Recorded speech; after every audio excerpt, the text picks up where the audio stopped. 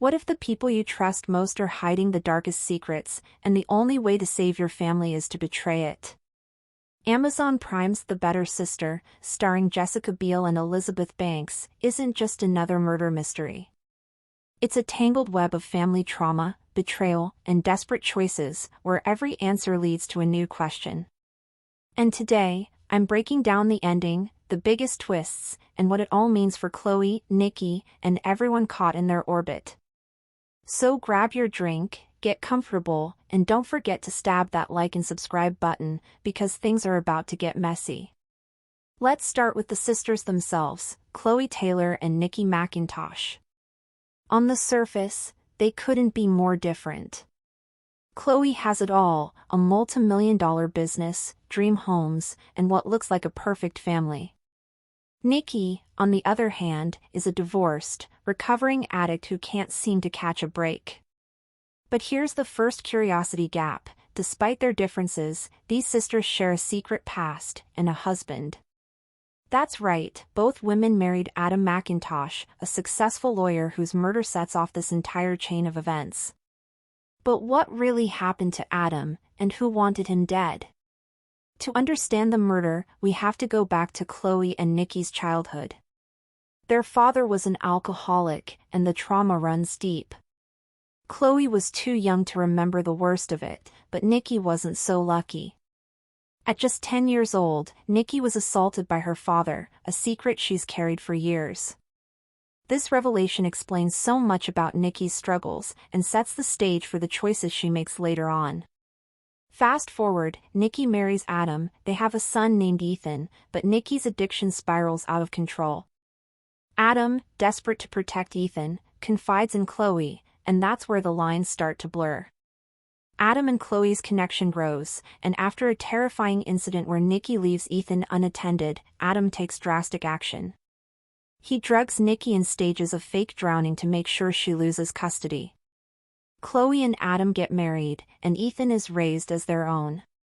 But here's the second mystery box: did Adam's desperation to protect Ethan justify his actions, or did it set off the chain of events that would lead to his own death? Years later, at their father's funeral, Nikki secretly gives Ethan a phone so they can stay in touch. Through their conversations, Nikki learns that Adam has become abusive, slamming Chloe into a wall and letting resentment fester. Nikki, determined to protect her sister, shows up at the family's summer home. A violent confrontation erupts, and Nikki stabs Adam in the neck.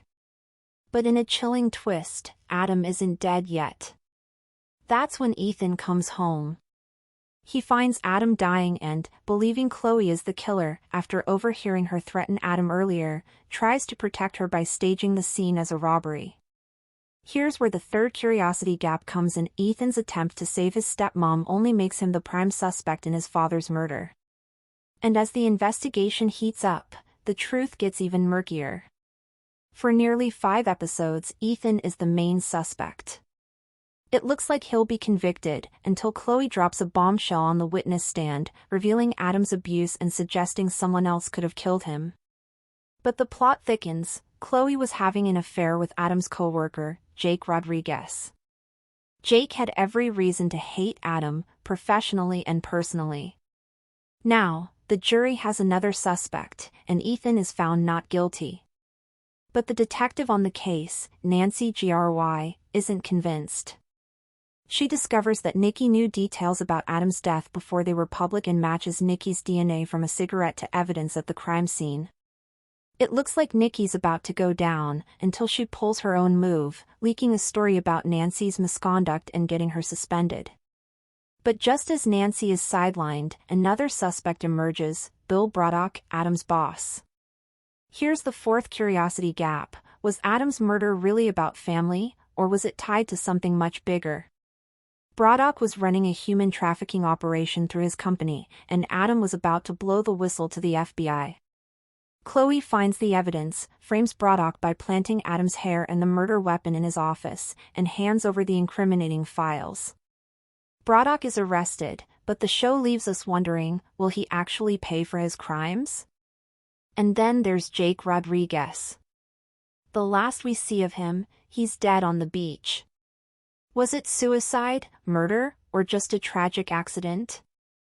The show drops hints but never gives a clear answer, leaving us with one final mystery box. Was Jake another victim of the toxic web spun by Braddock, or was he collateral damage in Chloe and Nikki's desperate bid for survival? The story ends with Chloe and Nikki finally reunited after years of pain and estrangement. The final scene on the beach, with their childhood selves in the background and the Big Dipper shining above, is a powerful metaphor for finding your way home even after being lost for so long. These women, who spent their lives protecting themselves, ultimately risk everything to protect each other. So what did you think of The Better Sister? Did you see the twists coming, or did the ending leave you with more questions than answers? Drop your theories and reactions in the comments below. I want to hear it all. And if you love deep dives into the messiest family dramas and the wildest TV twists, make sure to subscribe and turn on notifications. You'll never miss a breakdown, a theory, or a hidden detail. Thanks for watching, and remember, in a world full of secrets, sometimes the only way forward is together. See you next time.